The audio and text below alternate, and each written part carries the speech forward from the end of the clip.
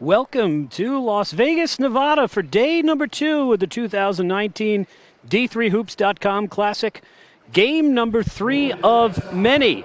And the two cornerstone games of this year's event as two matchups between top 10 teams, starting here with the Amherst Mammoths, number 6 in the country, as they take on the DeSales University Bulldogs, the number 10 team in the country. Gordon Mann and Dave McHugh calling the action for you here for D3Hoops.com from the South Point Casino as we get you with no time to waste. The starting lineups. First for Amherst, you've got Kate Sullivan out of the chute first, followed by the All-American 5'9" senior guard Madeline Eck. The 6'1" sophomore guard from San Francisco, California, that is Courtney Resch. The 6'1" senior forward from Glastonbury, Connecticut, that is number 21, Cam Hendricks. And rounding things out, the 5'7" senior guard from Plymouth Meeting, Pennsylvania, All-American, number 25, Hannah Fox. Mammoths are coached by G.P. Gramacki, a graduate of The Ohio State University, in his 21st season overall, 14th at Amherst, with an astounding 520-77 overall record, 357-29 at Amherst. It is the .887 winning percentage. The only coach in all of college basketball with a higher winning percentage than him right now, Gino Auriemma at UConn. As Gramacki has built Amherst into a national power. And on the other side, best team out of the Atlantic region in the Division III hoops landscape. Start with the sophomore 5'10" forward from Frackville, Pennsylvania, number 3, Avery Jordan. And next out, that's a 5'5" freshman guard from Hampton, New Jersey, number 23, Maria Newsom. Next out, that's Newsom. They got Newsom and Stanfield mixed up. The 5'8" sophomore guard from Warminster, Pennsylvania, Emma Stanfield. And rounding things out, the 6'1" senior forward from Newfoundland, Pennsylvania, from Wampaupack High School, number 24, Molly Jansko. And rounding things out for the Bulldogs, the Middle Atlantic Freedom Conference Rookie of the Year last year, sophomore guard from Frackville, Pennsylvania, number 25, that is Samantha Shinkus. Bulldogs are coached by Fred Richter, a graduate of East Stroudsburg University. In his 30th season with the Bulldogs, he has only ever had one losing season, and, doesn't look like this is going to be one. The Bulldogs are 7-1. He is 12th in career victories among active coaches and 23rd all-time in the Division III landscape. The man who has been the foundation on which DeSales University women's basketball has been built. Two teams that each reached the Sweet 16 last year, both lost heartbreakers. Amherst in an overtime loss at University of St. Thomas, and DeSales on a last-second bucket to Ithaca College up in Bowdoin, in Brunswick, Maine, where Amherst's conference rivals were hosting. Amherst veterans here at the D3 Hoops Classic, and DeSales has been here a bunch of times too.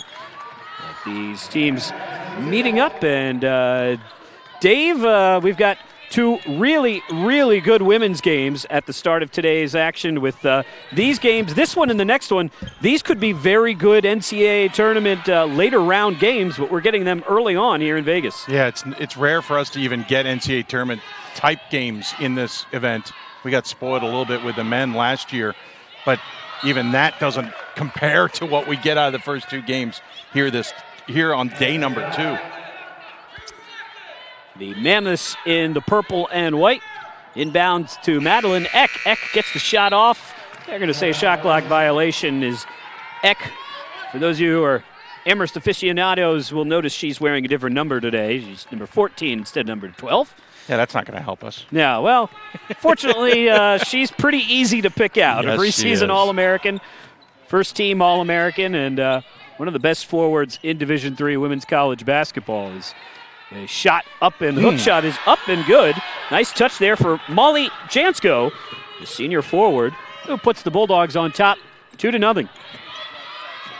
DeSales has not shied away from challenges. They played number 2 Scranton at home. They played St. Vincent, who's the favorite team, and another team here at this tournament, though they won't play DeSales again. As Coach Fred Richter challenging his team early, and a jumper is up and good for Hannah Fox. Fox, the record holder for points scored in a game of the D3 Hoops Classic. She had 43 last year against Westfield State, and a deep 3 from Avery Jordan, the sophomore forward who shoots 28% on the season from behind the arc, and that was way behind the arc, and Bulldogs on top 5-2. That was pretty impressive, especially quick into the offense there. That'll make Amherst maybe spread out the defense a bit. Mammoths, perennially one of the best teams in the country defensively. They hold their opponents to a very low shooting percentage, long two for Fox. A couple seasons ago, they held their opponents below 40 points per game overall, and the only time that had ever been done in women's college basketball is that shot is blocked by Courtney Resch. On the floor, this is Fox. To her teammate Eck, who leaves it short. Yeah. And Jordan collects the loose ball rebound. Bulldogs traditionally like to push. That's generally their style. They like to go full court press, but trying to figure things out are the Bulldogs after graduating one of the best players in their program's history, Morgan Bermelin, the senior guard last year. That shot is up and no good.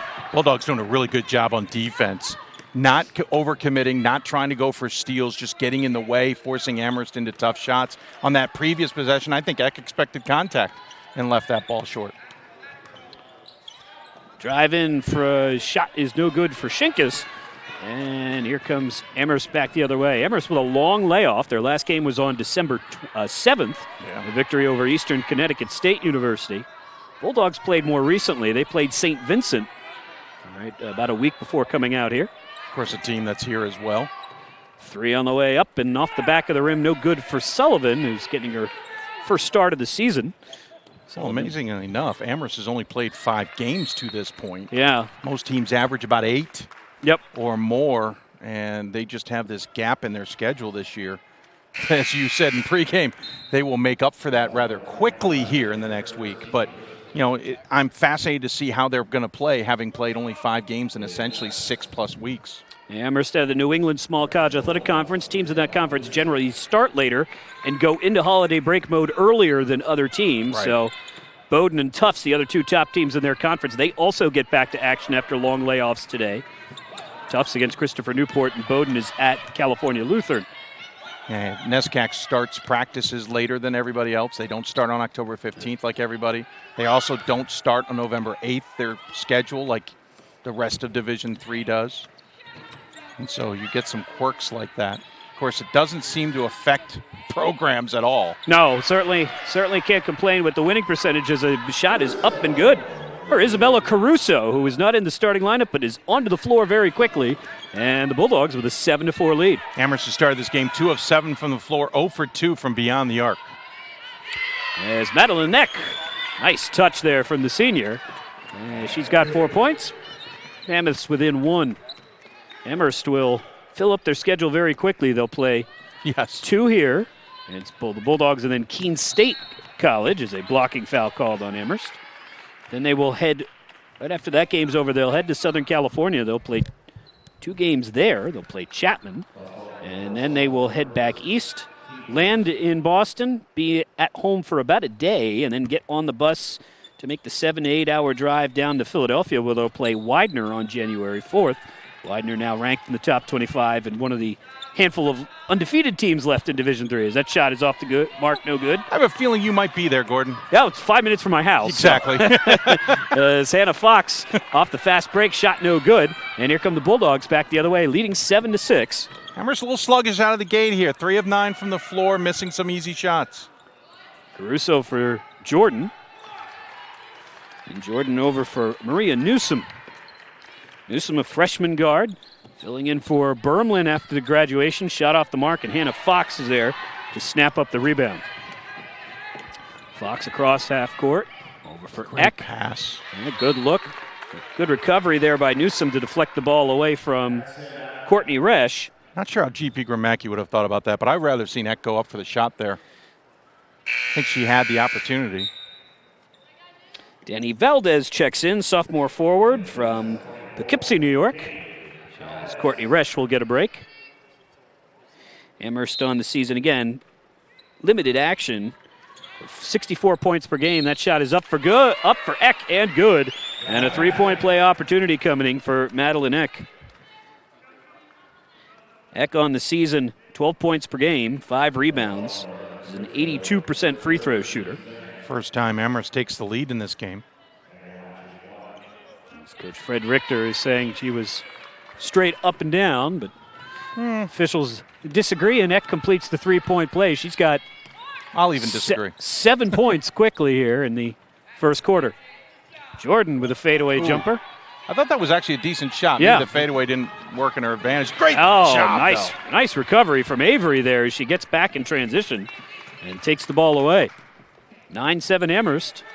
DeSales always feels like a team that's not fully appreciated or understood by many around the country. They're top 10, but I think it's many voters don't fully grasp how good this Bulldog program has become. They work very, very hard. They're a very balanced team. Richter has done a nice job bringing in some very talented young players, Shinkus and Newsom among them.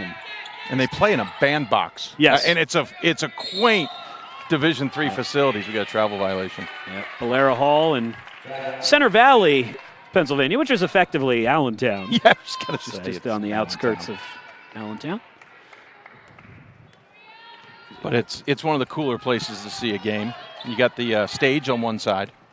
Yep. And you got close seating. It's always fun to see a game.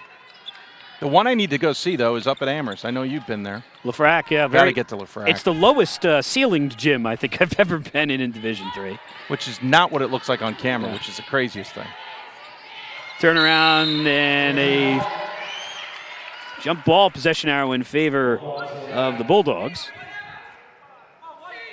Molly Jansko got tied up. 9-7 Amherst here. 5 seconds on the shot clock. DeSales shooting 3 for 10, make it 3 for 11 as Caruso's shot is off the mark. Amherst on the season holding teams to 42 points per game. That is second in the country to Hope College out of Holland, Michigan. Speaking of which, Hope's coach looks to be the fastest to 600 wins. 600 wins. But someone who made I don't know if it was you or somebody else said that might be short-lived. That is. GP Gromacki's going to catch him pretty quickly. Gromacki's had a tremendous career. He started as the head coach at St. Lawrence University, took a little-known program within a missed 3 of a national championship, then went and coached under Dawn Staley at Temple for a couple of years. Oh, great crossover. Nice move by Fox, unable to finish. Fox gets it right back and puts it up and in. And Gromacki had a little bit of a wanderer's journey. An off-season with no games at Drew University. Yeah, what about a week and a half? Yeah, then he was at Hamilton for a season, and then finally to Amherst. That shot is up and good from Hannah Fox. And I thought he was at Hamilton, then Drew, then Amherst. Nope, other way around. Oh, man, I messed that up. But Amherst with Fox Fox and Eck keying the run here, and the Mammoths with a 13-7 lead with 3:07 to play in the first quarter. Actually, interesting note, Drew had 2 coaches they essentially missed out on. They had G.P. Gromacki for a hot minute.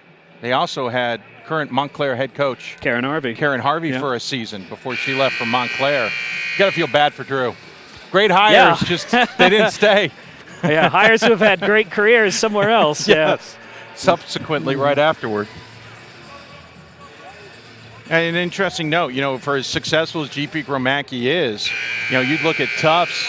Carla Berube leaves for a D1 job after the tremendous success she had there with the Jumbos. And you've seen even at Bowdoin, Coach Pemper leaving for Navy a number of years ago and some other. We had 5 D3s go straight to D1 last year in coaching. You always would think, well, G.P. Gromacki's got to be on that list. He's not because he doesn't want to be. Yeah, well, they're certainly very happy to have him in Amherst, Massachusetts, where he's built this into one of the elite programs in the country. He's repeatedly told me he's certainly gotten calls, but he's not had interest or interviews or chats about going anywhere. Good drive here, head down, and a foul is Riley Rittenhouse, the sophomore guard from McVeetown, Pennsylvania, will go to the line. I will say this. If Gino, I can never say Gino's last name the first time I want to say it, Ariema leaves UConn, there's a lot of coaches will be in line for that. I can't imagine G.P. Gromacki's name won't be in the mix, whether he wants to go or not. That might be a tough one to resist. That would be a big step up, I think. I agree. I'm just saying, it's down the road. Rittenhouse splashes them both home, and DeSales ends the Amherst run. Bulldogs a 72% free throw shooting team on the season. Yeah, last time DeSales scored was 6:18 left to take a 7-4 lead. So they end that 9-0 run there with the free throws. That's been all Fox and Eck, literally. They have all 13 points. Right. As this is Fox here. Not surprising. Fox and Eck have been the catalyst for this program for several years now. Yep.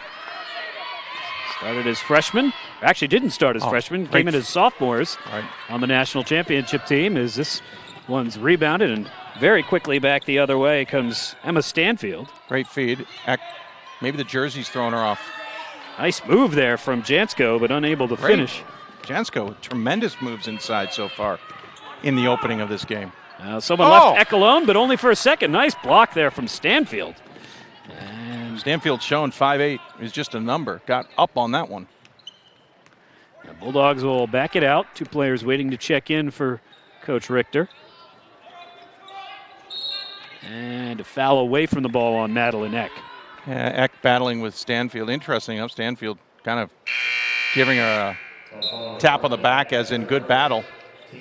She picks up the foul there. Just the team's third with less than 2 to play. Bulldogs now 3 for 12 from the floor. And just 2 points over the last 7 minutes or so from the foul line. Amherst will, or DeSales rather, will pull it out. This is Newsom, guarded by the much taller Eck. 7 on the shot clock as Jordan calls for the ball in the post. It's fade away from Jordan, no good. Ball tipped around, and another rebound for Fox, who is jostled and fouled by Isabella Caruso. Actually tied up. No, they did call a foul. I apologize. It looked like a jump ball initially. Amherst has always had a height advantage. That seems to have been their bread and butter for a number of years under Gromacki, as they get the size. He recruits length. He does. And these teams play very good defense, very good team defense. And this also might be the deepest bench I've seen for him in a number of years. 2 more players on his roster than prior years. I commented, I mentioned that to him in the pregame. Sometimes it feels very short. Yeah, the Amherst has gone on team tournament runs with 8 or 9 players, but this year a few more bodies for the men. They saved the NCAA money that way. Yeah. They don't have to use the full 15. Sure, they appreciate it. Jordan drives in, gets around a player. Bonus. Oh, Jordan got an open look, but unable to finish. Nice footwork there from Jordan. Here comes Fox the other way. Under a minute to play. Behind her back. And into the hands of Danny Valdez. It's been a while since someone other than Fox and Eck has even attempted a shot. And going to happen right here, though. Danny Valdez for 2. Sophomore who averages 3 points per game. Lays that one up and in, and Mammoths now lead 15-9. After a bit of a sluggish start, Amherst has found their range. They're now 7 of 16 from the floor at 44%. It's now DeSales struggling. They're 3 of 14 now after starting the game, hitting a couple big shots. Eck on defense, and that's about what you get against Amherst. Off balance 3 hook shot there from Shinkus is off the mark. Excuse me, it's Rittenhouse. And here comes Fox for the final 15 seconds of the first quarter. Shot clock is off. Mammoths lead by 6. Fox dribbles it down. Eck, ball knocked away. Good defense. Pull up 3, off the mark. As Maria Newsom with a nice stop on defense. And your score at the end of one period, it's Amherst College 15 and DeSales University 9.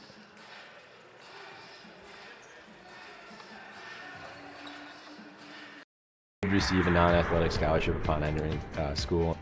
I got the presidential scholarship, which was huge for me. I think there's more opportunities for academic scholarships in Division III. I did receive academic scholarships. Just being involved on campus, being a leader, all those things combined kind of get me recognized. It's a great experience for me.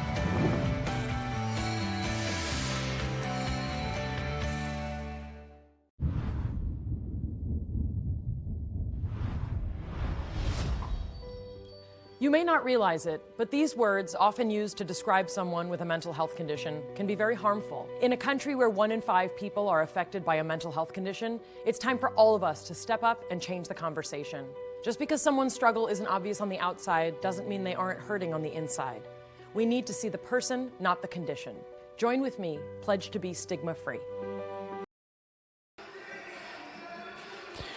Welcome back. First quarter in the books, and after a sluggish start for Amherst, they found their groove on defense. They hold DeSales to 3 for 15 in the first quarter. DeSales hit a couple of shots early and then pretty much nothing after that.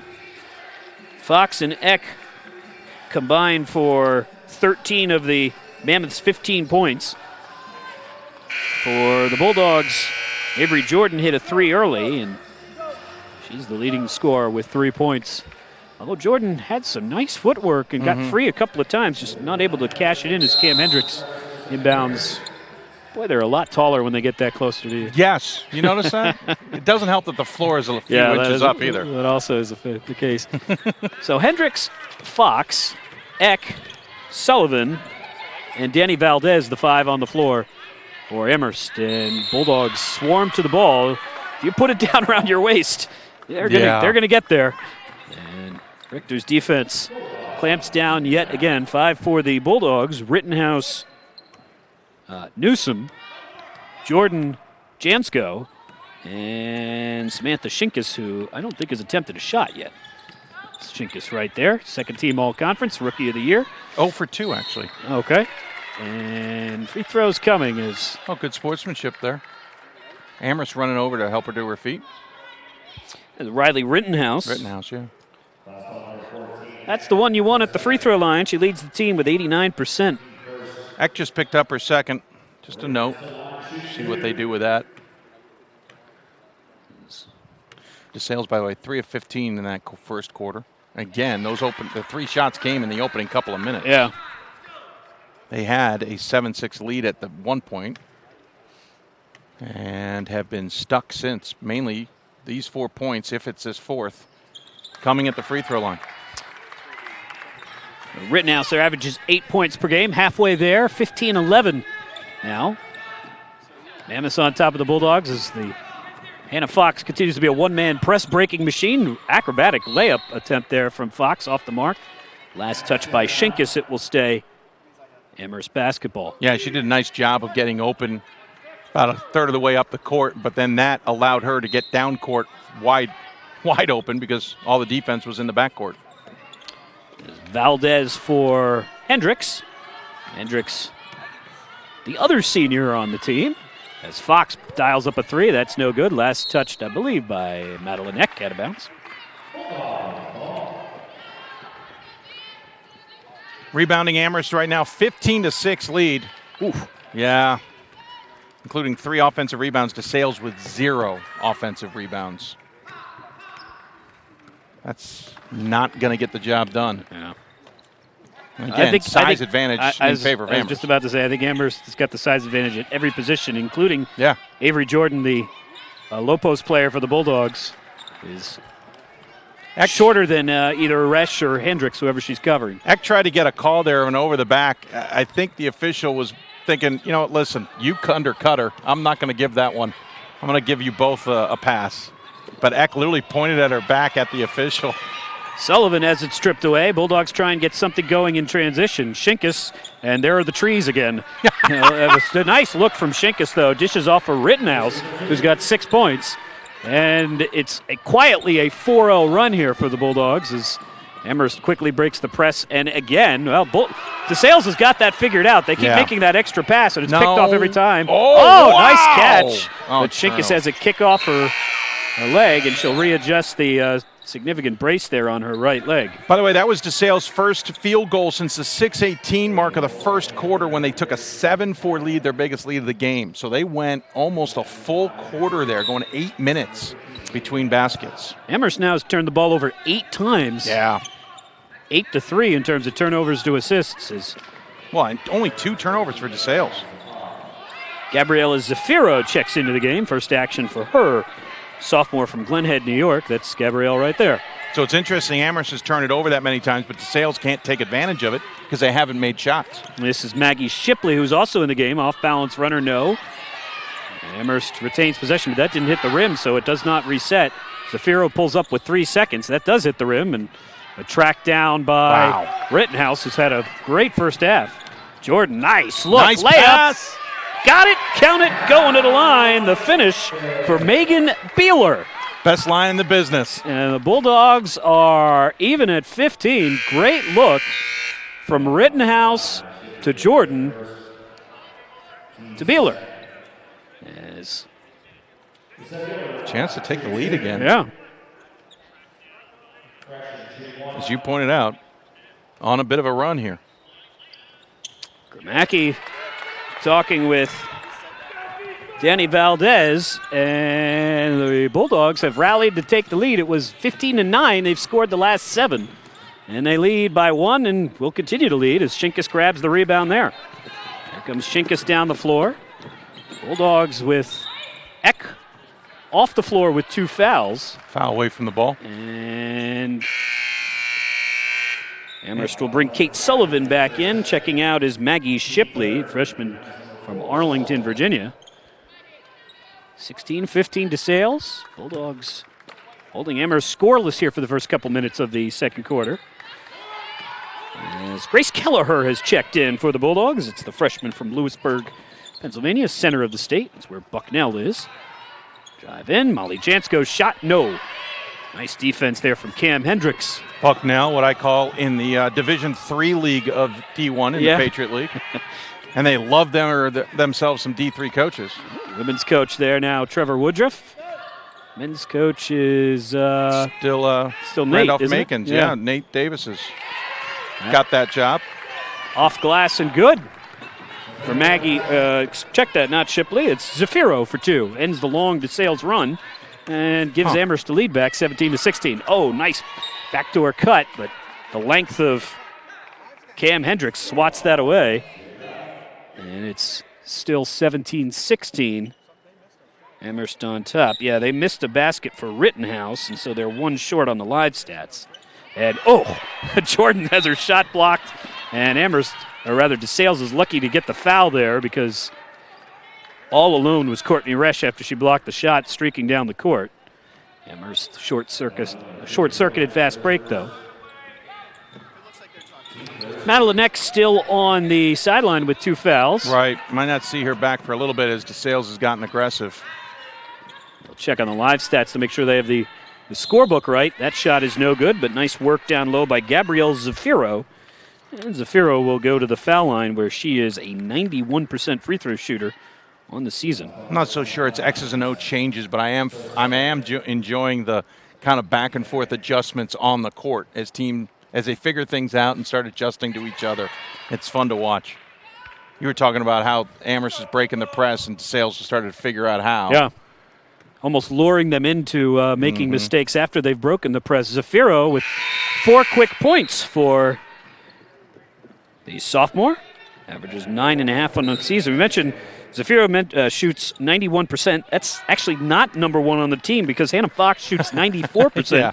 Amherst is a team. This looks like a typo. Shoots 80% from the foul line. Oh! And that is off the mark, and the rebound by the aforementioned Fox, who's NBA range. Trying to set the record for rebounds, I think, in a game after setting it for points last year. Oh, that game last year was insane. Amherst now 8 of 22 from the floor. Jumper on the way, 3 no good, and another rebound for Fox. That's her second offensive rebound, 5 in the game. As Fox draws a crowd. And one of the crowd gets her. I think it's going to be 13. I think that's going on Stanfield. She had a look on her face. Yeah, it is on Stanfield. She had a look on her face like she knew she kind of pushed as her teammate came in for the steal. 8th team foul, or 8th foul of the first half, I should say, on the Bulldogs. But nobody on the floor has more than 1. Fox rocks her defender to sleep. Just can't get that one to drop, though. She's got that quick, and she's already crossing over, but she's got the quick change that always gets them off kilter. And very comfortable shooting kind of off balance over her head, although it hasn't made one of those yet. She's now 4 for 10 from the floor. 19. Amherst remains 0 for 16. 4 from deep. And a 5-second violation. Jeez. That's going to drive Coach Gromacki crazy. 9th turnover by Amherst. Yeah, I heard him. Call timeout next time. Scowl on the face of G.P. Gromacki is Bulldogs down 3, but Looking very, very good on defense. Jordan hit from here a moment ago and does it again. Avery that Jordan thing. has found that's her spot. That had a little bit of English on it, because Yeah. when it came off the rim, it did not look like it was headed in. Jordan's got 6 points on 2 threes from that spot, and Zafiro quickly back to the foul line as she gets inside. And She's the only one who's made threes. 2 for 6 from deep is the team. She is 2 for 2. I'm sorry, that's a free throw line. 2 for 3. Amherst, in the meantime, 0 for 4, as we mentioned earlier. Jansko checks out. Riley Rittenhouse back into the game. Amherst not the greatest three-point shooting team, 24.7 for the season. Yeah, that is not great. No. And a team that, in their games against Bowdoin and Tufts, where it's pretty much turns into a three-point shooting contest because nobody's going to let the other team score inside the arc for the entire game. That becomes a key stat to watch. 21-19. As Zafiro gets 2 free throws, and that shot partially blocked there by Cam Hendricks, who is not the team's leader in blocks. Courtney Resch is 22 on the season. That's her 5th on the season. Rittenhouse. He's got 6 points here in the first half. That off the mark, no good. Another rebound for Hannah Fox. It's her 6th. Earlier, Hannah Fox lost control of the ball, but it was on a foul. It just seems attached to her. Yeah. No matter what she does with it. She's got a great handle. As Zafiro, who's provided the offensive spark here in this second quarter, touches it briefly. 10 on the shot clock as Fox drives in. Good help defense there from Stanfield. Shot no good, and the rebound snatched up by Jansko. 21-19. Rittenhouse. Got about Stanfield open, but yeah, unable to get it to her. Should point out, DeSales, this is a second top 10 team, top 6 team they've faced this season. Shot good for Jordan. Count it, and she'll go to the line. Avery Jordan, 8 points now. And once again, the Bulldogs pull even, 21 apiece. And a chance to take the lead again on a 3-point play. Jordan now 3 for 7, 3 rebounds, and 2 steals.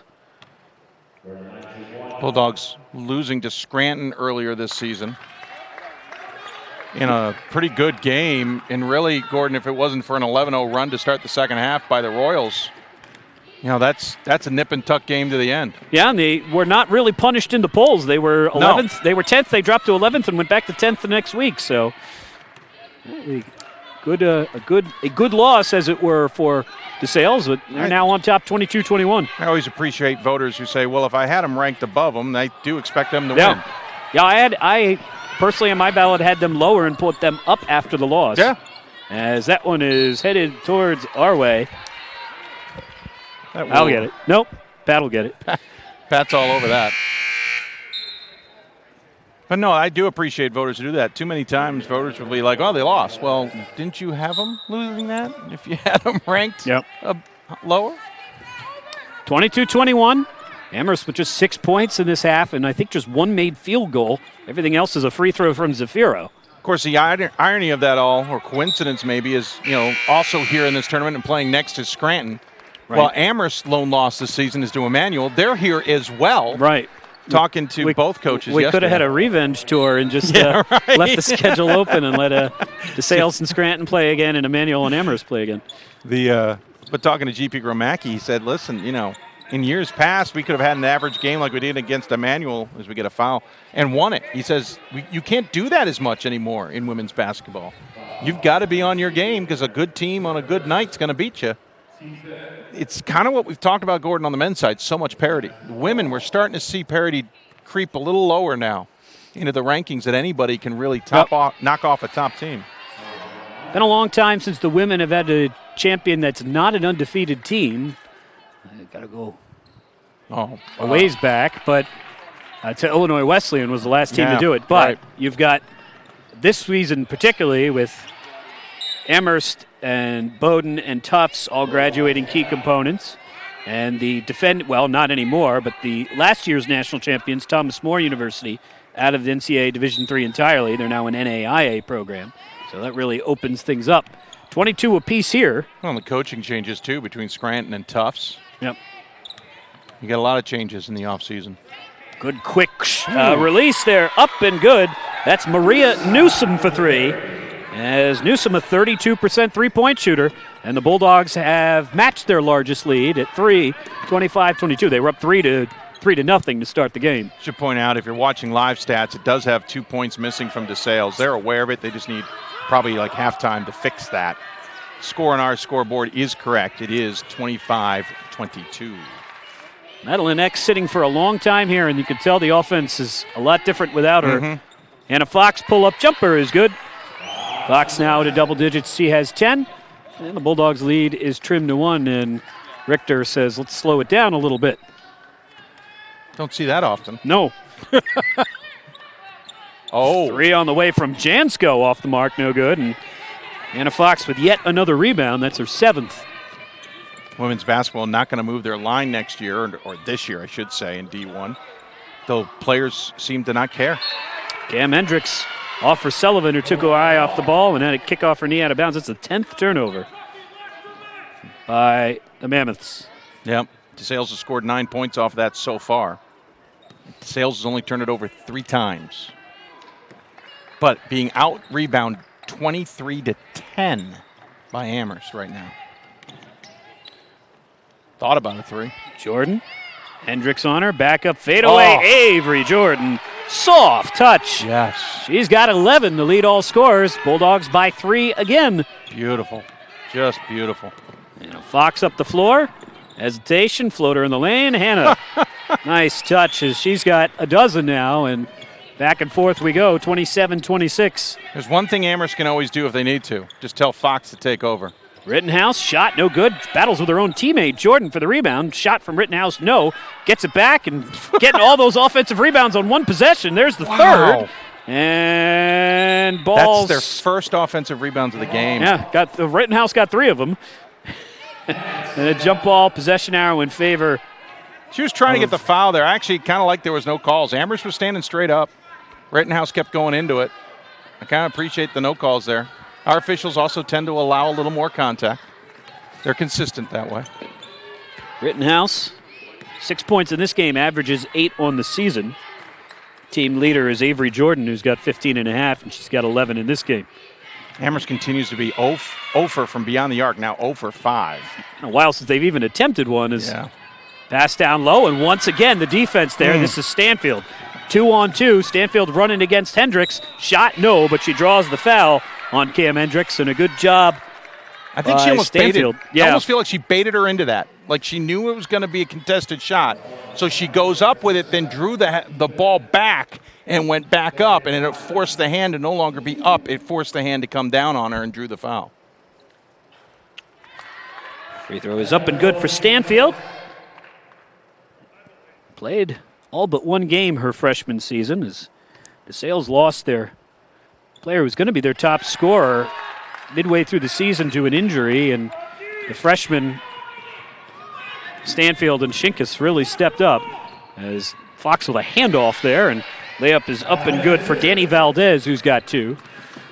29-28, Bulldogs by 1. They have taken the lead with All-American Madeline X sitting on the bench with 2 fouls for most of this quarter.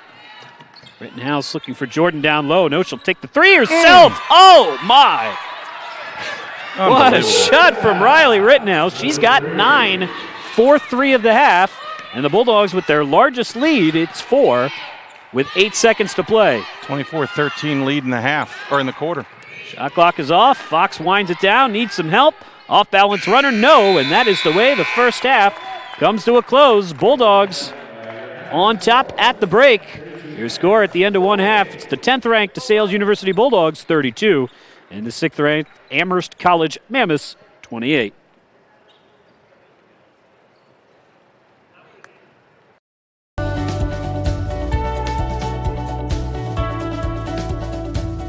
I just wanted to get good grades and to do well. But it also made me realize that I have a lot of career goals. You're there to get a full college experience, not only participate in your sport, but participate in things outside of that. And it's all about growing as a person. My coaches have helped me with figuring out who I really am. Their lives are dedicated for us to succeed.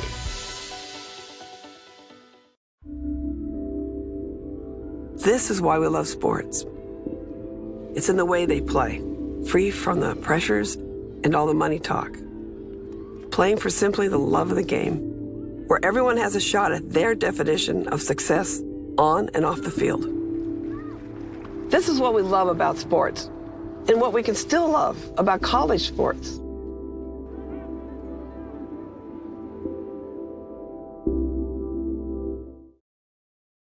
My name is Marcus Walker.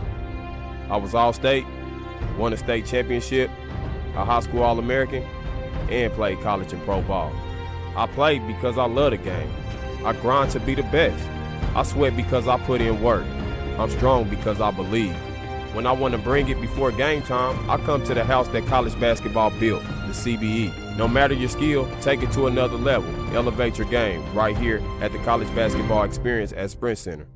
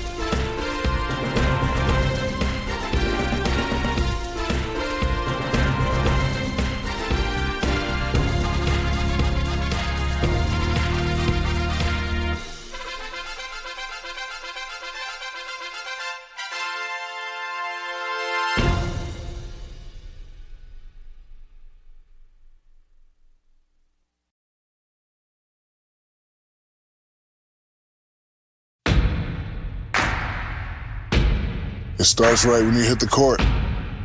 You imagine your finest moment.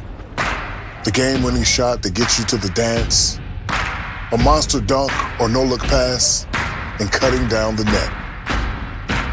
Sports lets us dream of our own success and prepare us for our finest moments on and off the court.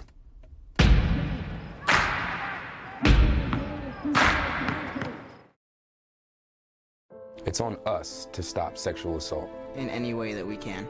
To get a friend home safe. To never blame the victim. It's on us. To stand up. To make our community safe for all. It's on us. It's on us to look out for each other at parties. It's on us. To be more than just a bystander. To step up and say something. It's on us, all of us. To stop sexual assault. Learn how and take the pledge at itsonus.org.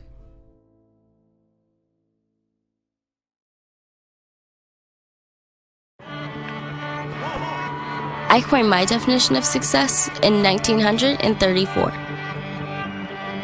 My definition of success is peace of mind attained only through self-satisfaction in knowing you made the effort to do the best of which you're capable. It's like reputation and character. Reputation is what others perceive you to be. Character is what you are.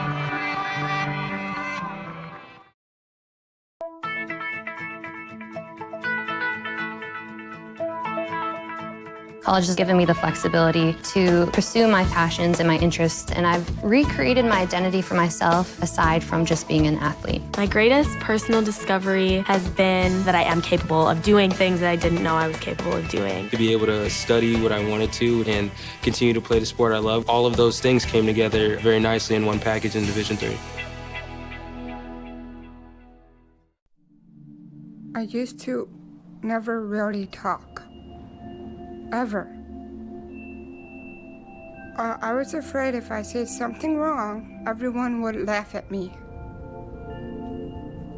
But then I started to play golf with Special Olympics. It helped me to find my voice. And now everyone else is speechless.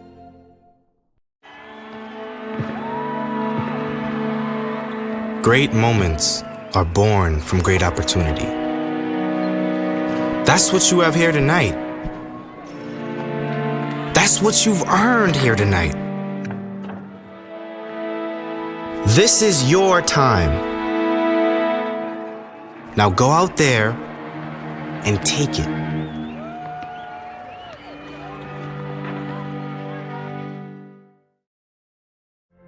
Football has taught me a lot throughout my life. It's definitely had a huge imprint on who I am as a person. Competing at a Division III level created that opportunity for me to go to college. Not only was I the first one in my family to graduate college, but I was really the first one to even go. Being the first one, I'm breaking that cycle, and now that I've graduated, I'm not sure what's the next step, but I know I have a lot of doors open. And a lot of those are open because I played football and ran track here at Otterbein.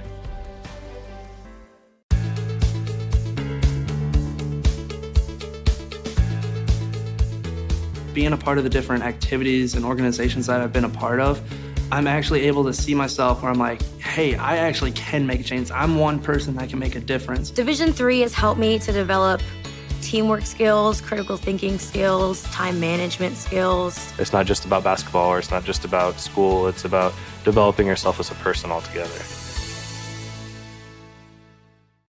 Diving in college taught me to strive and be the best athlete I can be, but also the best student I can be. My coaches always made sure that the student comes first, because not everyone's going to become a professional athlete. So they make sure that we will do great in academics. I knew that would only open the door to my future, and I'm really excited to start my dream program for physical therapy.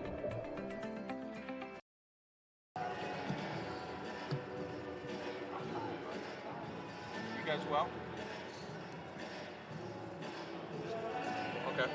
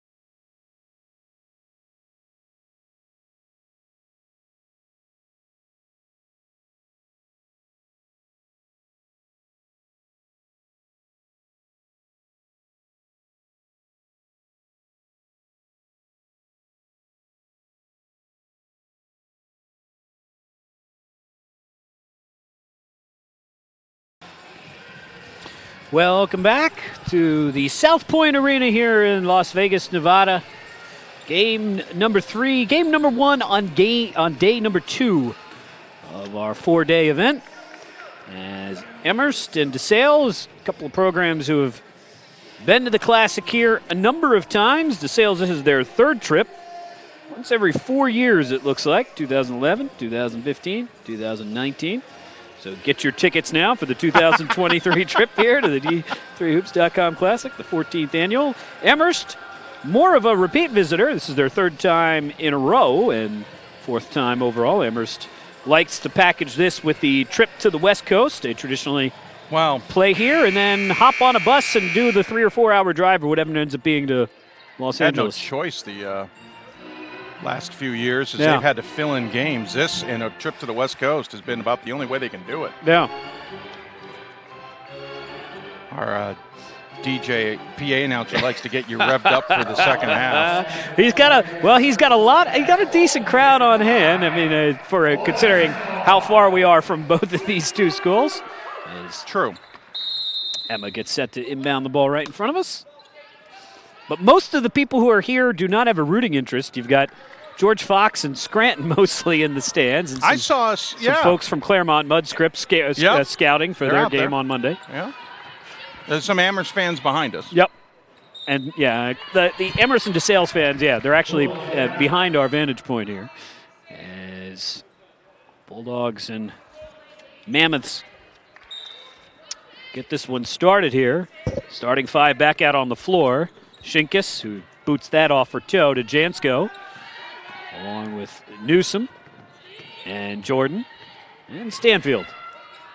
Jordan had 11 points in the first half, and that one's off the mark. Same spot from the mirror side of the floor, so she likes those deep threes from the right side. Madeline Eck, who sat for basically the entire second quarter with 2 fouls, takes the first shot here and is no good. Some numbers of note in that first half.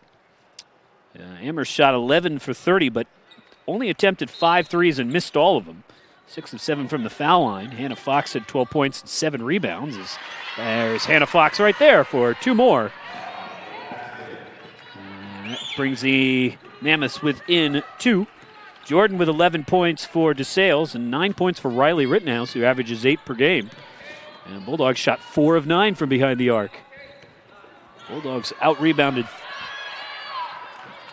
23-12 in that first half, but Amherst turned the ball over 11 times as Fox pulls up, and the jumper is up and good. As GP Gramacki applauding his senior point guard, who's scored early and often here, and is with the last 6 points here has brought Amherst back to tie this game up as Hendricks goes over the back to her dismay. GP, not surprisingly, and his staff spent time before going into the locker room on the bench chatting with one another. Spent 5.5 minutes, in fact, before he decided, you know what, maybe we'll join the team now. Yeah. His assistants this year is a jump ball. Christian Wright and Katie Milton, who played at Muhlenberg, graduated a few years ago. Katie threw me. I saw her practice yesterday, and I'm like, oh, I know who that is. Yeah. Didn't even put together that she was at Amherst. And just didn't. She finally said, hey, Dave, and it finally clicked in. I'm like, oh, wait a minute. You're with a different program. She must have some friends here because there's. I saw somebody with a Muhlenberg College sweatshirt in the stands. I didn't see that. You got good eyes, sir. Unless there's a random Muhlenberg College alum somewhere in the Vegas area. That'd be a story. Muhlenberg football, of course, had a tremendous season. Yeah. Getting all the way to the Final Four before North Central did what they did to Whitewater in the championship game and rolled them. I think Muhlenberg probably feels better about that. I know other teams that lost to them who staked their success on their degree of defeat to eventual national champs as Coach Richter takes a timeout. Well, it's a 6-0 run. I think he called timeout for a good reason. Yeah. His 30-second timeout. Hey, gives us a chance to actually show you the halftime stats. How about that? There you go. You know, you look at that, and again, first game back after a long layoff for Amherst. The turnovers, that's something you think that is partially a byproduct of playing DeSales, who's very, very And ball hawker is an understatement for how they play defense. Right. But the thing that I would find most concerning from the first half back is very few 3 attempts and none of them fell. And again, once you get into conference play, it is the best conference in the country. They have had the number 1 vote in the top 25 poll. Someone from their conference has every week during the regular season for the last 3 years. Right. So, that's incredible. And Amherst was undefeated champs through 2 of those seasons, but Bowdoin and Tufts are very good. Williams is getting top 25 votes. Middlebury and Trinity are respectable. And once you get into that conference, you're going to have to hit 3s because so many games are going to be 55-51. Look at that. How about that coming out of the block, sir? And Molly Jansko for 2. That ends a 6-0 mini run. And first 2 points first basket in a while for Jansko, who played almost the entire first half without scoring. 34-34. There's Madeline Eck as Shinkus swipes at the ball. She is a really good help defender. This is the 3rd tie of the ball game. We have had 8 lead changes. And DeSales, believe it or not, has only led for 5 minutes of this contest. I think DeSales, more by necessity than anything else, is running smaller players now at Eck.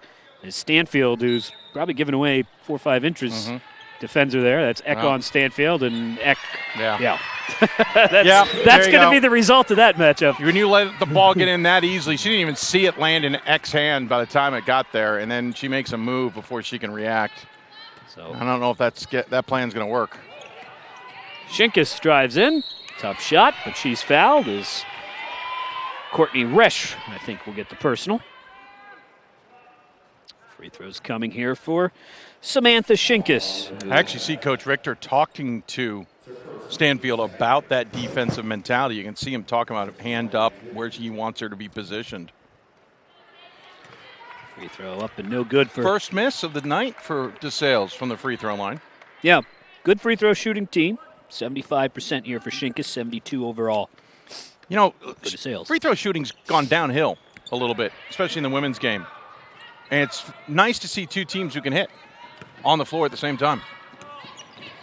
36, although not right there. As Madeline Eck. Yeah, that's going back to the well. You can't defend that. No, well, not when you're that size, you can't. 38-34. She threw it over her shoulder. There's just nothing right about that.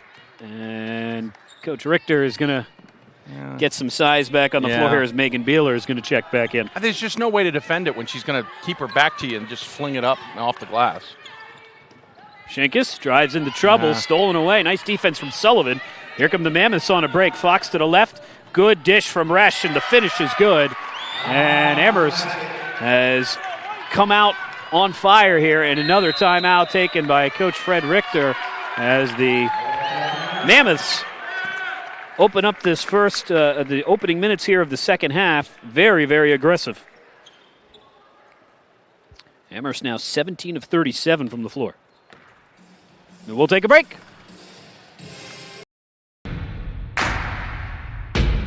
It starts right when you hit the court.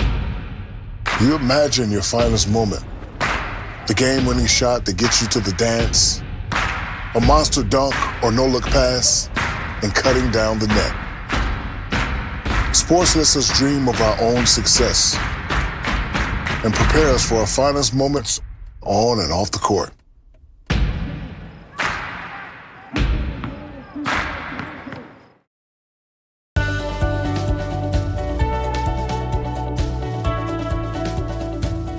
I just wanted to get good grades and to do well. But it also made me realize that I have a lot of career goals. You're there to get a full college experience, not only participate in your sport, but participate in things outside of that. And it's all about growing as a person. My coaches have helped me with figuring out who I really am. Their lives are dedicated for us to succeed. Welcome back. Amherst starting this third quarter with a 12-2 run as they have flipped the deficit to a 6-point lead, and Madeline Eck, the reason why. Eck now with 11 points. Again, she sat most of that second quarter with 2 fouls. And now Fox and Eck have combined for 29 of the 40 points.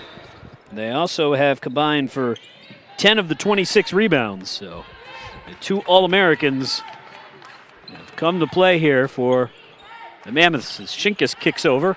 Open look for Beeler, who will drive in. And Beeler, nice job. Beeler gets Fox off her feet.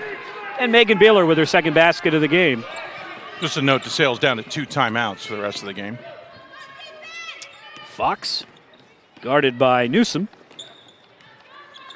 12-4 start for Amherst in this game, or in this half. Eck drives over, kicks over, open look for Fox, and no good. So Amherst still 0 from behind the arc. Yeah, incredible. Shinkus down the floor, kind of unguarded. Kicks to, well, tried to get it to an open player, but nice job by Resch there, and whoop. Uh-oh. A little Very Amherst with some Keystone Cops moments here on their own, bringing it over the foul line. That takes unsettled to another level. Get things settled down. Kate Sullivan gives it off for Fox. Nearly lost it. I think they just need to get this possession over with. Yeah, that works. They'll do it. Fox off glass for 2. As Hannah now with 18 points. I don't think she's going to get to 43, but 42-36 now. Mammoth's Shinkus has a little bit of fumbleitis there. Mm-hmm. Jansko, nice move. She's fouled. And foul is on Courtney Resch. Resch and Hendricks give Amherst the type of size they had when they won back-to-back national championships. Mm-hmm. But right now they are not giving them any offense. They're 0 for 3 combined. I'm wondering if the backdrop is, there's a scoreboard directly behind, well, both scoreboards technically are behind the backboards, but this one closer. And DeSales is also just clanking free throws here. Well, at least got that one. Jansko now, 1 for 2, 5 points overall for the senior, Molly from Wampaupack High School in the Pocono Mountains. 42-37. Amherst with a quick spurt to regain the lead here after DeSales took over in the second quarter. A 14-5 run currently to start this second half. Resch, good inside out look for Fox. Fox with 3 on the shot clock. Off bounds jumper, no. Resch follow, can't get it to fall. And a rebound for Newsom. Up ahead for Shinkus. And Shinkus will hesitate, try and go by Sullivan. No, gets her own rebound. Goes up, and she's fouled. Earlier I would have said going to the line, good thing for DeSales, but they haven't been able to hit from the line so far in this second half. They are 1 for 4. Ooh, fourth foul. Fourth foul on that Hendricks? I think so. Double check. Yeah, it's Cam Hendricks. That's going to be interesting. Rough go of things here. She's got 7 rebounds, but no points and 2 shots in basically the entire game. She has not come off the floor yet. And she's not coming off now. Not coming off now either, nope. Got to be careful here. 42-28, or 38. Drive, got it, count it, going to the line. Hannah Fox, great body control. And the senior from Plymouth Meeting has Newsom's going to pick up taken this over. foul. Yeah. Newsom will come out as well. As Newsom will pick up foul number 2. Oh, no, they didn't call it on Newsom. Huh. It was on Newsom. I just caught the system just as it was updating, so first personal foul. Hannah Fox completes the 3-point play. She's now got 23.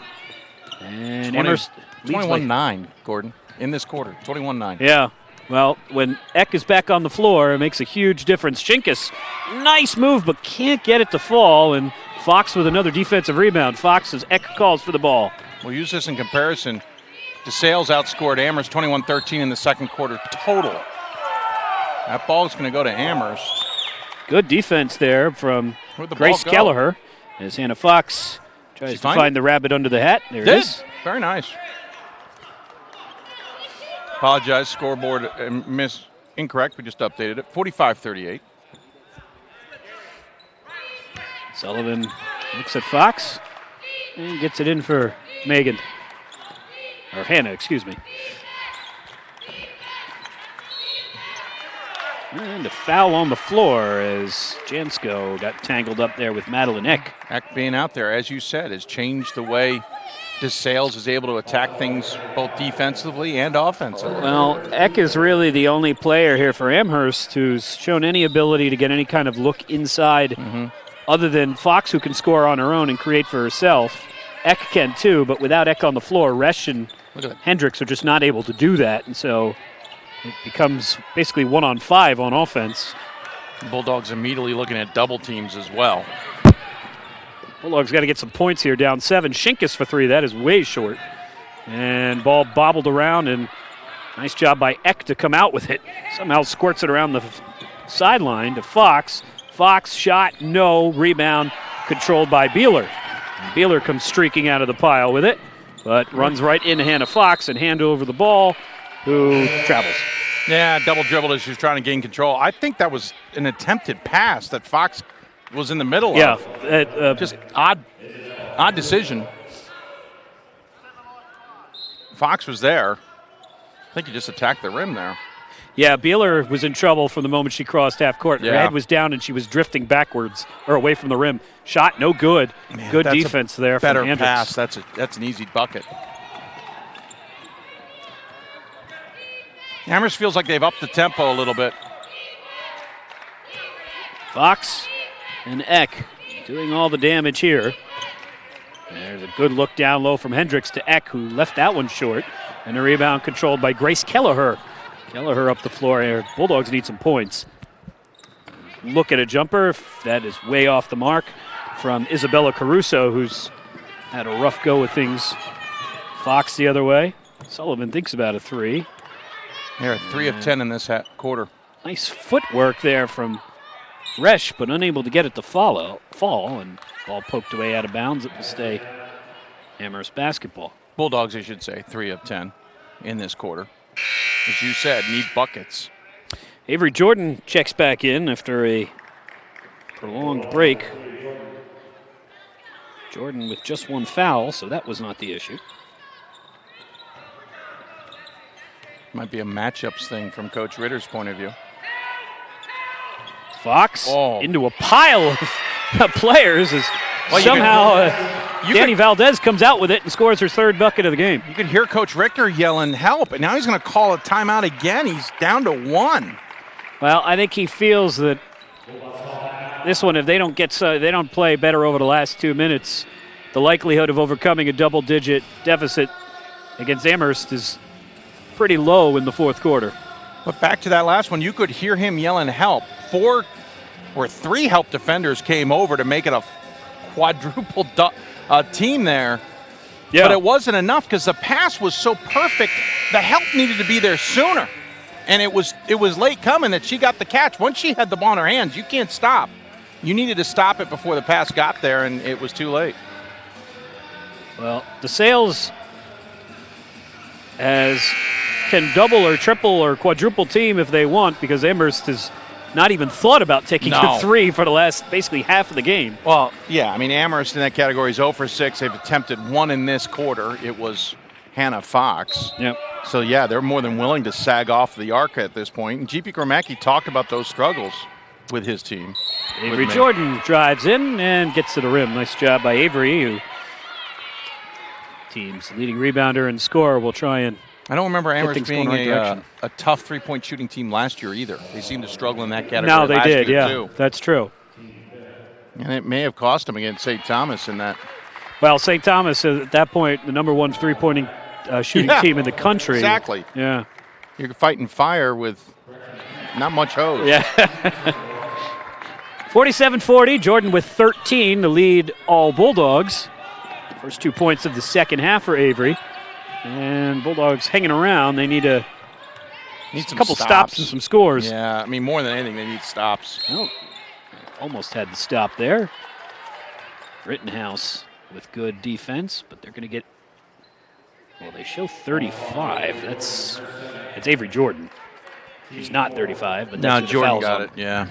Well, I basically said 3 with a push, I think is what he was indicating. Ah, okay.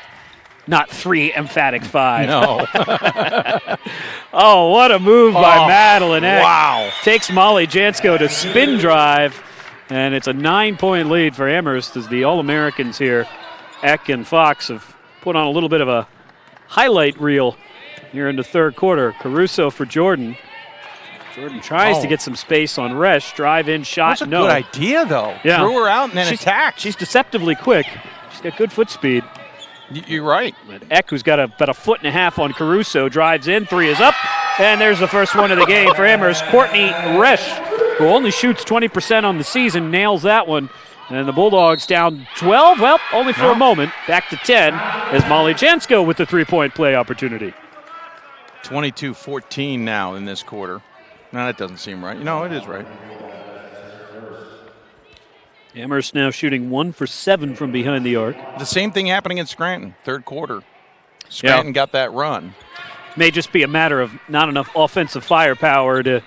Defense can keep you in the game, but at some point you got to find somebody who can score in spurts. And agreed. They don't have a Fox on their team. Yeah, Fox or an Eck.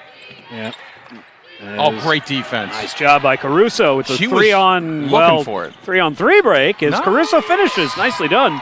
Amongst the trees, Isabella Caruso off glass, and Bulldogs get 4 quick points here to close within 8. Caruso was clearly looking for that pass to Eck, knowing it was getting set up, and just waited for it and got that steal. Caruso on Kate Sullivan, who's bumped and fouled, and Caruso will pick up the personal. The only problem with that, Caruso's looking for help. She went around the screen nicely, but the problem is at that point, smartly, Sullivan starts attacking the rim, and that point, to cut her off, she's going to have to foul her. Because by going around the screen, you get out of defensive position, and that gives the offensive player the advantage attacking the rim, and that's going to go against the defender every time. Free throw is up and good for Kate Sullivan. Sullivan, a junior from Granby, Massachusetts, has not attempted a lot of shots this year. She had just 8 field goal attempts coming in, and this is just her 3rd trip to the free throw line all season. We say all season, Amherst is playing just their 6th game, but 54-44, double-digit lead now for the Mammoths. And nice defense from Sullivan, who takes that away. Pass down the floor for Fox, 9 on the game clock. Shot clock is off as Fox will run it down. And knocked away by Avery Jordan.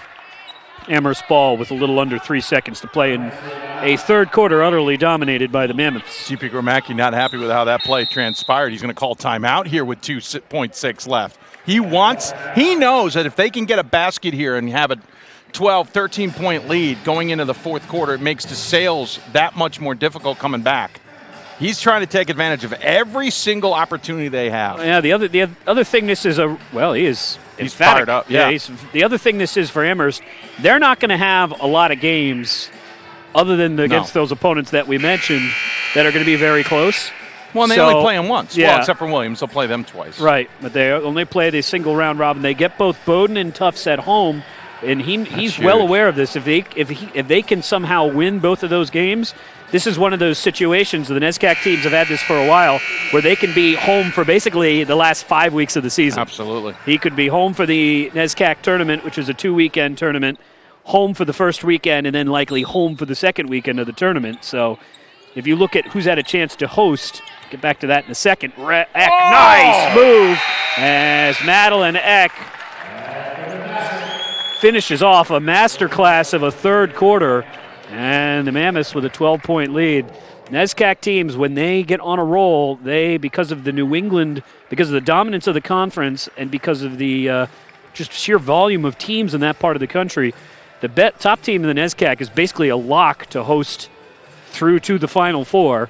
And if Amherst could put themselves in position to be that team, they could basically play every game of import until the Final Four on their own floor. But the only exception as we go to break is whether their men's team's good. But right now, I don't think that's a factor. Go to break. Amherst 56-44 the lead. Coming back fourth quarter after this. The love of the game. But for those of us who are Division III student athletes, it's more than that. A lot more. Sure, the game is important. But as we work so hard to build both mind and body, it's more about team. That is why NCAA Division III teamed up with Special Olympics. And in giving the gift of sport to those for whom it seemed an impossible dream, we are working to make this a better world. Help us keep that dream alive. You can make a difference. Division III allows you to give yourself to other things. Having that free time allows me to pursue the things that I want to pursue. Division III athletics affords students the opportunity to, engage in the other interests in their campus and in their lives outside of that sport. It allows you to just be able to do everything you want to do. I wouldn't change it for the world.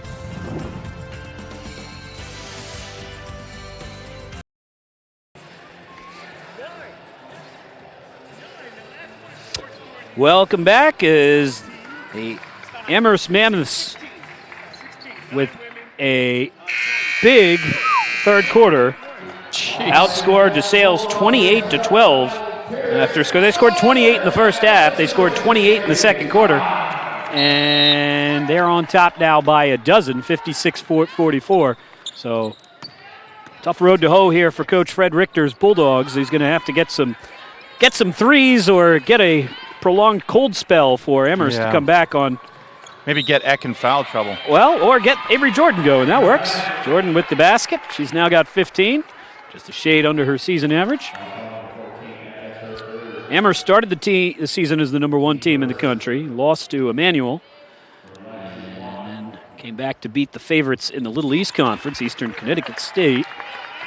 GP Gromacki joking with me yesterday during their practice. Of course, he and Andy Yasinoff, good friends. He goes, Andy finally got me. Yeah. Good steal by DeSales. Jansko drives in. She's got it. Count it going to the line as Jansko goes through Madeline Eck for 2. Strong move. Third foul for Eck.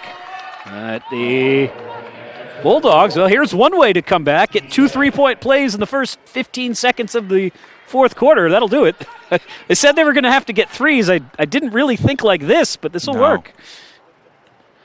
Correction, Eck's fourth. And Jansko gets the friendly bounce. 6-0 run here. And just like that, Amherst's dozen lead is chopped in half. Here comes Fox down the floor, 56-50. So Eck with 4. I apologize. I gave you a sign for 3, but I don't know if GP necessarily gets her out of the game right this second. Yeah, well, they looked lost on offense without her. So she stays out there for the moment. Nobody at the bench. Oh, look at that feed from Eck. Nice pass. Whoops. Yikes. That was... ruined a great pass. Yeah, Denny Valdez's layup goes 6 feet the wrong direction, and then a turnover by the Bulldogs. So 2 players now for Amherst with 4 fouls. Hendricks, who remains on the bench, and Eck, who does not. Should point out Amherst has solved the turnover problem temporarily. Just 3 turnovers since halftime. Yeah, Fox 11 at halftime. Checks down. Comes down the floor as Molly Jansko gets set to check back into the game here after a very brief break. Sullivan for Valdez, who's got 6. And here comes Eck again. Good defense from Beeler. Jumper on the way, up and good. There's Danny Valdez. She got left open. Averages just 8 points per game, but she does shoot 64% on the season. As Valdez with a little bit of a spark here. Beeler. Fast, good idea, but too far. Oh, what a save from Jordan. Oh, Jordan with a acrobatic play to keep that alive, and then Rittenhouse gets fouled. So if Rittenhouse gets the points, Jordan should get the credit. Oh, I agree. That was a heck of an effort to stay with the play. Firo checks in. I'm surprised there's a sub there. Women's basketball. Wait, which one? This is where I get it. Oh, it's the men now that changed that rule. Free throw is up and good. Second game of the tournament for these 2 teams. DeSales will get tomorrow off, and then we'll play on Monday against Claremont Mudscripts out of Southern California. Amherst won't get tomorrow off. They'll play Keene State College out of Keene, New Hampshire. 58-52. Back down to a 6-point lead again. As Bulldogs show a good fight here. As Dave mentioned, keep in mind, DeSales only has 1 timeout now in this fourth quarter because of the... He used 3 in the third. Used so many of them in the third quarter. As good defense from Keller, who breaks it up. Yeah. This is Eck, kicks out. 3 on the way, back rim, no, and a rebound for Kelleher. 1 for 8 now in that category. Caruso, wow, somehow comes out with the ball. Kelleher comes out of the pile with it. And misses the open layup. And then Jordan with the foul. A little too aggressive by Jordan in there, but that pass got broken up, then suddenly came free, and all kinds of chaos in the lane. Yeah, Grace Kelleher and Isabella Caruso. No offense to either one. Oh, what a steal. Wrong team. I was about to say, and it happened twice. It just happened again. That's not the team you want. Those are the two players you want running the fast break against Amherst. Just because of the size, and Caruso gets shoulder check to the face. That's a good way of describing it, yes. As Caruso will shake that off. And what a steal. Fox takes it away from the smaller Caruso, waits for, and lays it up for two. Caruso nearly disrupted that one nicely, but Fox is a veteran. You're not going to get her shook very often. Fox now with 25 points. And Maria Newsom's going to check back in for Caruso, I think, at the next dead ball. Big possession there, because that was a chance to get that to a 4-point deficit. It's a 4-point swing there. Jordan for three from the near side. Oh, no. Jansko with the rebound. No. Wrestled away there by Danny Valdez. I don't think a foul got called because I think it was just the two got tied up. Jumper for Zafiro is off the rim, no good. But Eck with the offensive rebound. Stealed by Caruso. 2-on-1. It's Caruso and Kelleher again. And it's Caruso getting it blocked. Dishes off for Kelleher, who gets it blocked, and it's out of bounds. Clean block. And once again, Coach Richter wanted a foul, but that was clean. You could hear it all ball. Yeah. That's 3 fast breaks for those two and 0 points. Coach Richter wanting a foul. That was as clean a 2 defensive stops as you can possibly do in that situation. So Caruso checks out. Newsom back in. We hear the DeSales fans in behind us. They are displeased. They probably don't like me either. Jordan for Jansko. And now for Beeler. He's getting significant minutes here in this fourth quarter. Maria Newsom with Eck on her. Good screen. Jordan. Eck all over the place. All right, Madeline Eck, there's 2 of them out there. She does know she's got 4 fouls, right? I don't think she cares. Yeah, fair argument. I'll give you that. And a shot clock violation. Eck. Did you hear a whistle? Why would you stop that there? It's the quirk of the rule that technically on a shot clock violation, unless there's full control, they're going to call it dead. I'd love to have them revisit that. Because it looked like it was just X spinning free for a fast break. and I that works for DeSales. I mean, yeah, no, it does work. I don't know how you fix it if you just give it a beat. But then it could end up back in. Now you're stopping the game like in soccer 3 seconds after the initial play. I don't know how the fix goes in with that. Drifting back towards a double-digit lead here for Amherst. Open look for Valdez. Unable to hit the shot, though. Newsom down the floor for Shinkus. Shinkus has been quiet. That's how you draw a foul. Draws the body of Kate Sullivan for the foul. Should point out the rebounding edge, 37-21. Yeah. Not that I expected DeSales to win that category, but I did think it'd be closer than 16.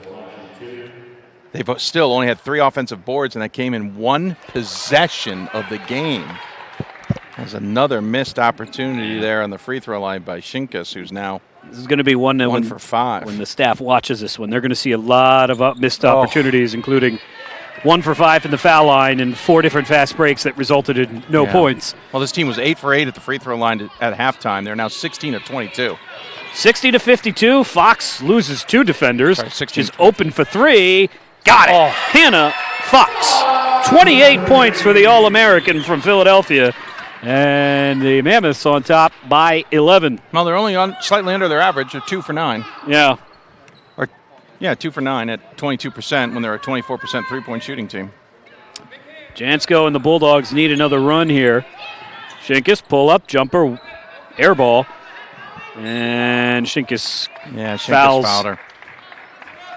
Courtney Resch. That's her 4th. You can just see frustration from DeSales. Amherst made some good halftime adjustments, and the Bulldogs are struggling to figure out how to now defeat those adjustments. Jansko checks out. Grace Kelleher checks in, so a smaller lineup once again here for the Bulldogs, who trail by 11. They had it down to 6 with a chance to make it 4, but ended up being a 4-point swing, and Bulldogs haven't scored again since then. Fox. Serinkus guards Kelleher. Eck. Outside look, Resch. Gives it off for Fox. Valdez is calling for the ball. Fox will take it herself. And the rebound controlled by Beeler of the Bulldogs. 63-52. 6th-ranked Amherst on top of 10th-ranked DeSales as Kelleher clanks that one off the underside of the rim. Ball kicks free. Fox and Beeler dive for it. Possession arrow in favor of Amherst.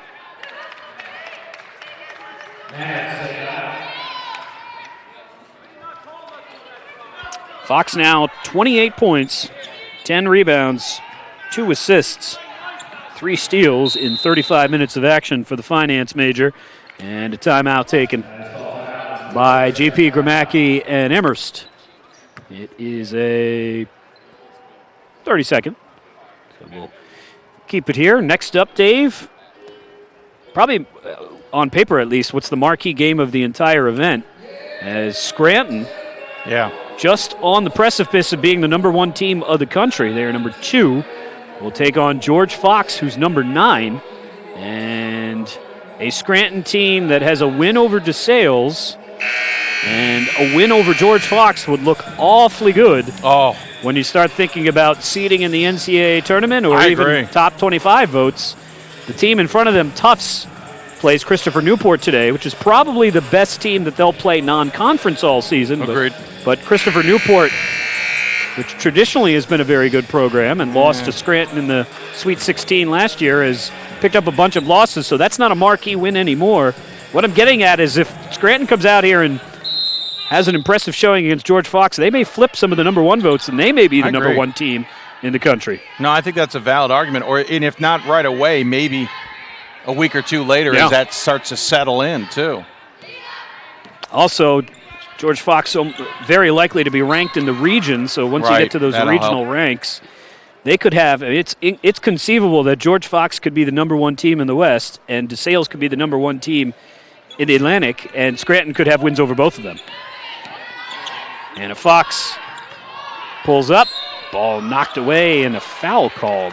Beeler and Rittenhouse were both in the neighborhood. Scranton will certainly get its challenges in the landmark. Yeah. But I don't think to the same level Tufts will in the NESCAC, except for the double round robin side of that. Yeah, Scranton has traditionally taken a couple of hits there because, again, they do play the 2 rounds. And Moravian. Exactly. I started with pretty Moravian. Good team, yeah. Maddie Capuano and Nadine Ewald, both. And see, Catholic looks like they're kind of coming back into there with themselves again. Even Elizabethtown or Drew are generally good for 1 or 2 surprise wins along the way.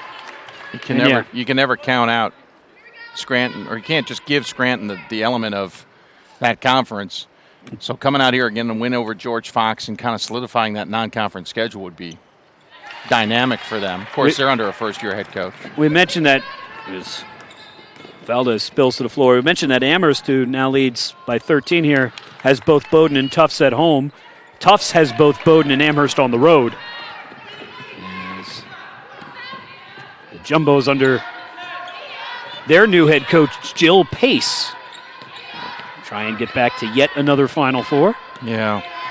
Pace taking over after being the head coach, the West Region Coach of the Year at Pomona-Pitzer last year. Talk about 2 great coaches getting great jobs out of the SCIAC last year.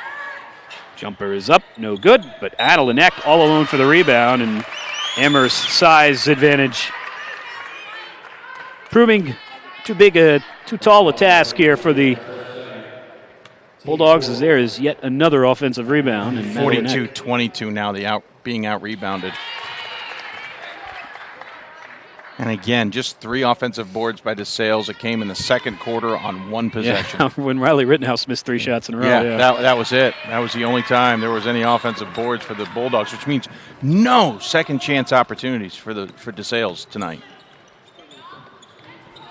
67-52. Beeler with the head fake. All that said, DeSales has got some really nice young players on this team, and they will be the class of the Middle Atlantic Freedom Conference. Probably, the top 2 players arguably in the conference are both on King's College. Rebecca Proshak and Megan Uri, but Stevens and Misericordia will make that a deeper, more interesting conference race than it's been in the past. 67-52.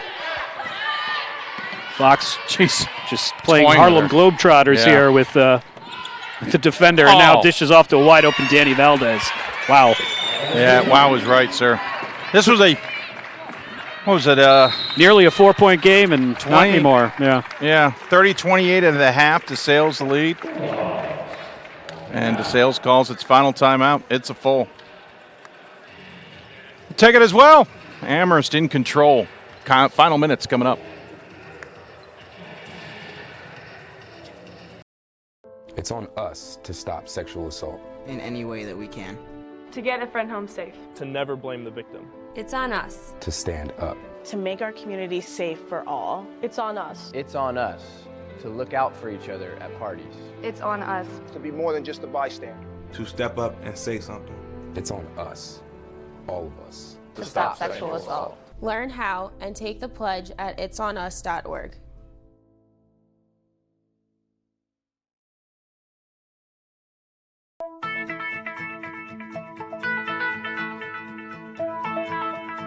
College has given me the flexibility to pursue my passions and my interests, and I've recreated my identity for myself aside from just being an athlete. My greatest personal discovery has been that I am capable of doing things that I didn't know I was capable of doing. To be able to study what I wanted to and continue to play the sport I love, all of those things came together very nicely in one package in Division III.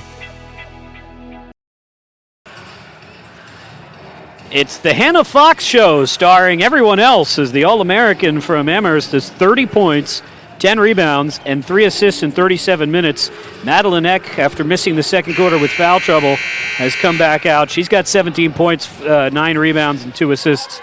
And the All-Americans here for Amherst have established the Mammoths with a 17-point lead and looking for more. Here is yet another steal as Fox takes the ball away again.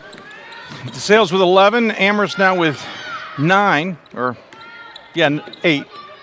No, 9. It is 9. They changed it in the stats sheet there. Fox picking up that steal. And once again, the dribbling clinic of Hannah Fox. Yes, not this time though. Nice steal there. That's the first time that's happened in a while. Maria Newsom says enough of that and takes the ball away. Avery Jordan coming back the other way. Avery drives in, soft touch, no good. Ball tipped around and controlled by Courtney Resch. And the Mammoths squeezing out the finishing minutes of this one. 69-52. DeSales will get a day off and get another shot against Claremont Mudscripts on Monday. As I was mentioning earlier, Claremont Mudscripts coach goes on to Pepperdine in the offseason. Yeah. 3 to D1 jump. And, of course, Pomona Pitzers is another jumper there. Jumps from there to Tufts. 71-52. Avery Jordan on for Newsom. His score not indicative of really how close this game was for a while.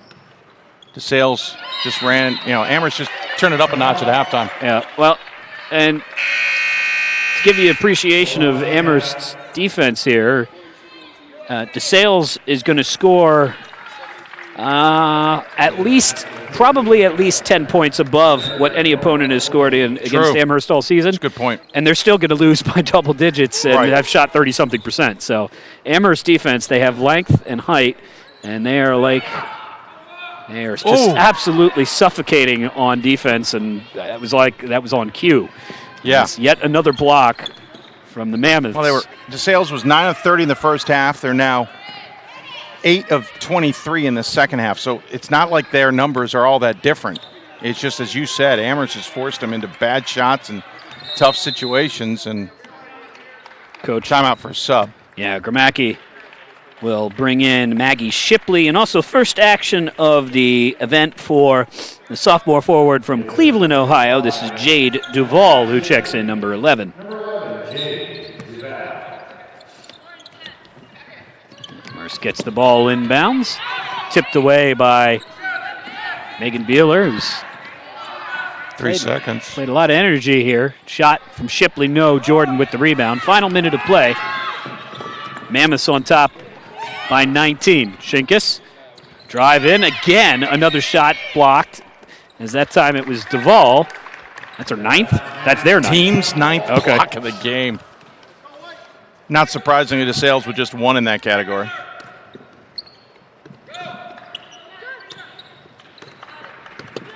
Shipley bringing the ball up the floor here. Virginia. Amherst with a national recruiting profile. Valdez has a team-high 4 blocks for Amherst. This is Lauren Pelosi, the sophomore from Middlebury, Connecticut, who's checked in. And oh, well, there you go. Up and good. 73-52.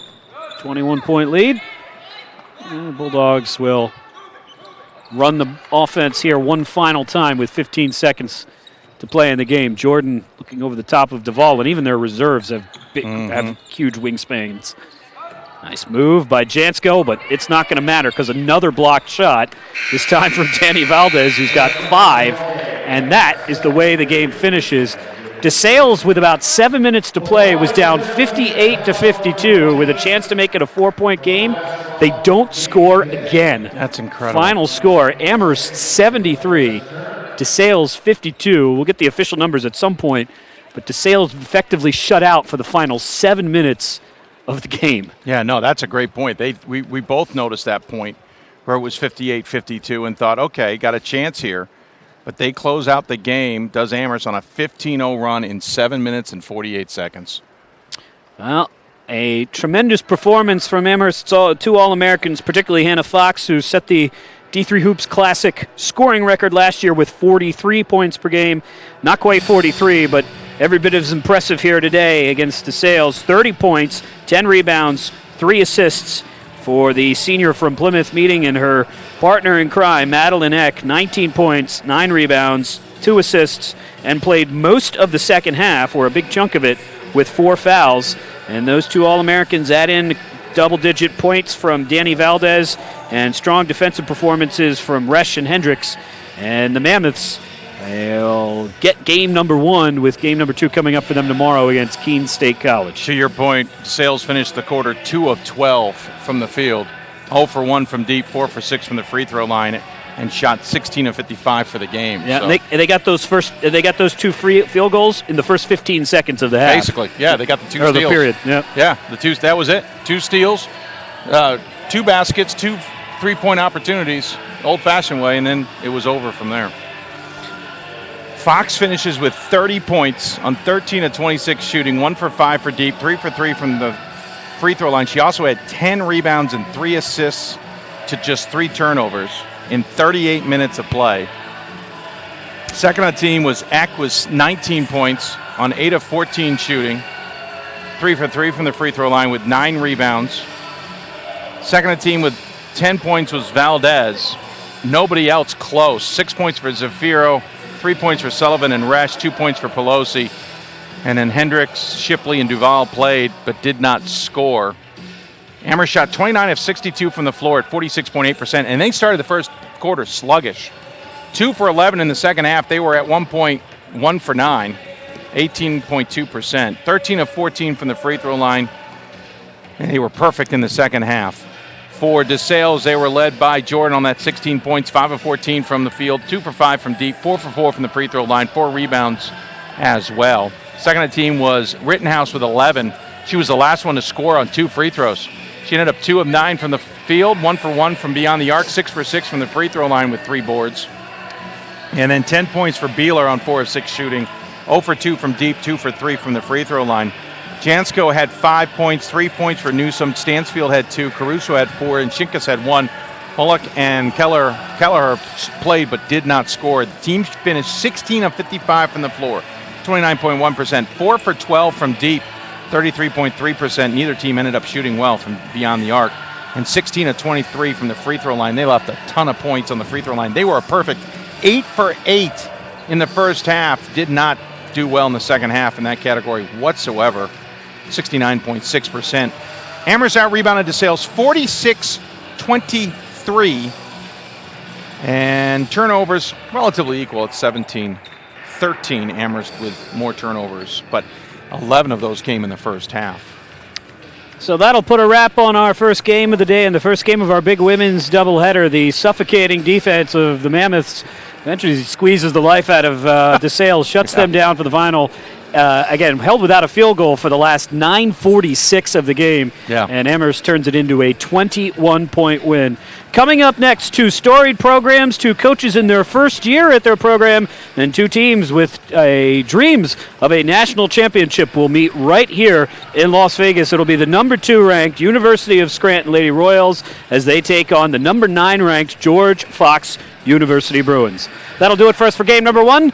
Stick around. You're going to need another link, but you can get those off at d3hoops.com, and we will give you the second game of our doubleheader. For those of you tuning in from Amherst and DeSales, thanks for listening. Thanks for watching. Check back tomorrow or the next day, and have a Happy New Year.